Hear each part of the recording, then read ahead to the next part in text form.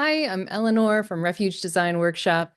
In these videos, I invite you to see spaces through a designer's lens, to notice the subtle details and intentional choices that make a space not just beautiful, but truly livable. Whether you're reimagining your own space or helping loved ones adapt theirs, understanding how to read a well-designed room can transform how you approach your home.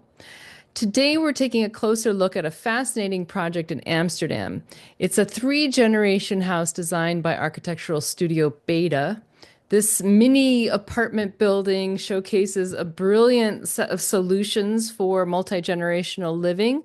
We're going to really focus on how to make a family of this size, an extended family of this size, thrive in shared spaces. This is the black building here that we're going to be talking about. It was designed for with both the elderly generation and the adults, young children. They're pretty young. They look like they're under 7 years old. So both sort of ends of the lifespan are being taken into account. And they've really solved some puzzles in a very beautiful and unique way. It is a mini apartment building. In fact, there is an elevator, and this gives them a lot of freedom in terms of deciding who gets to live on what level. Here in this first image, we have the communal space. We see the kitchen. We see that it's a long counter tucked against a wall, and then there's a dining room table, which functions, of course, both as the place to eat, where the whole family can eat together, and it also serves as a kitchen island if they need more space for food prep. Through the staircase is basically on the same level. I think it's a couple steps down. What we're seeing is a kids' play area. So this is a nice space to use for this reason and have it be adjacent to the kitchen. When you have younger kids and you also need to prep a meal, having those two spaces, two zones overlapping is going to be really helpful. Another thoughtful consideration was which level do the different generations occupy?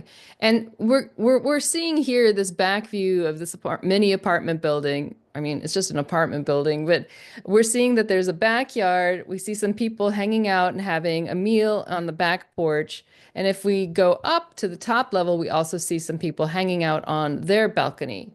So the uppermost level is where the grandparents are living, and so they have a decent amount of privacy. They can escape the chaos, they can escape the noise of the younger generations. And then down below, there's that kitchen with the yellow staircase, there's the playroom, and then there's also this access to the outside. So the kids can also go straight out to the backyard and play. This is an image of the top level. This is the grandparent space. And one of the great things here is accessibility. What we're seeing here is an elevator that's opening on the top floor. So that will accommodate anyone's mobility needs. If they happen to be in a wheelchair or a scooter, they're going to be able to roll in on the main level, enter the elevator, and then exit on the top level. So they don't technically have to change their space. One consideration to always remember if you're adjusting for accessibility on a motorized or a wheeled device, you want all your floors to be level. So there can be no thresholds between doors, no steps ups and no steps down. And this is an apartment. We don't see the whole thing here, but they also have their own kitchens. So technically, this is an apartment building that has at least two kitchens that we know of. One of the tips that I read in the IKEA blog that was talking about, some of the most important things when you're working with multi-generational families and in houses is that if possible, allow everyone to have their own entrance. And so it depends on the structure you're working with, but this kind of, private entering, private exiting of the home does help create a sense of privacy, a sense of independence. Most of the time, when you're living in a multi-generational space, you're going to have some sacrifice of privacy. So, as much as possible, honoring those distinct spaces, and if you can do it structurally through the design, even better.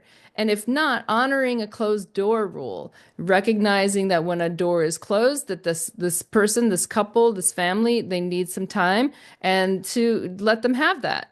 The idea is to give family members a sense of their own domain.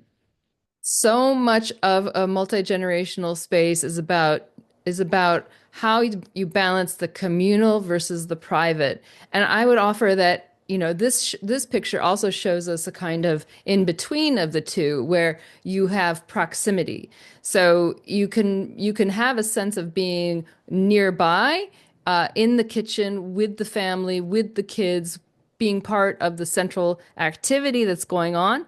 You also then can have, through this open plan design, you can have a space where you're slightly separated. You can know that they're nearby, but then you also don't have to be right in the thick of it. And it's nice to have that because then it's not a matter of like you're only communal or you're only behind a closed door. There's some flexibility in the interstitial spaces.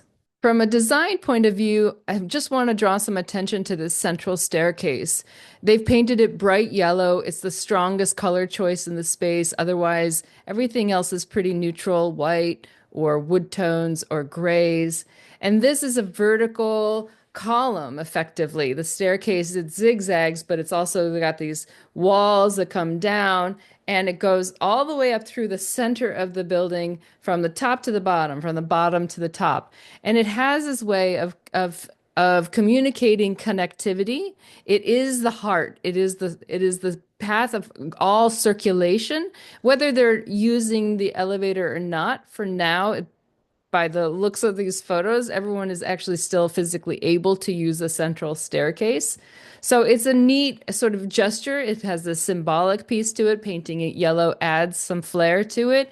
And it also gives a sense, I think, a very felt sense of connectivity, which is wonderful. Here's a nice image of the kids' play space or learning space, both maybe. I love how it's also close to the kitchen. And then just to notice we saw this in the previous image as well, the use of the netting alongside the railing. So this netting can be a great way to keep people safe, keep kids from falling, and having, there being an accident. And it's a nice screen as well. I mean, it's a screen that creates just enough of a barrier between spaces that can help delineate, because it doesn't always have to be a wall. It could also be a bookcase. It could be a tapestry. It could be a net. It could be a sheer curtain. It could be glass. There's a lot of different ways of delineating space that doesn't have to be completely opaque. This Amsterdam three-generation home brilliantly balances independence with connection, and it's all done through this really thoughtful design process. I can really tell that they took the time, that they talked to people, that they did a lot of research and figured out, probably through just a ton of drawings, how to make all the spaces work together to meet all their different needs. So again, the separate entrances is a really nice way for people to get a sense of privacy. And if that's not always possible, offering each other the respect of the closed door system. So acknowledging that people will need some privacy and that it can be hard to find when you're living in a multi-generational space. And then also remembering to plan for accessibility, remembering that people's abilities will change over time. If you're relying on a central staircase now, like they are here, having something like an elevator or the ability to swap apartments later on so that, the kids are the ones who are navigating the stairs and the elders are all on the ground level, that would be another option. So keeping in mind things like the need for connection, the need for flexibility, the need for those in-between spaces, as well as connection by creating these multi-purpose spaces and also creating a sense of respectful distance from each other. Thanks for joining me for this closer look at thoughtful design. If you enjoyed the deep dive, I share more detailed design insights and practical solutions on my Substack newsletter, which I publish every other week. So you'll find that and other links below in the comments. I'll be back here on YouTube in 2 weeks with another space that beautifully balances form and function. Until then, I'd love to hear from you in the comments. What elements of this design resonated most for you? See you next time.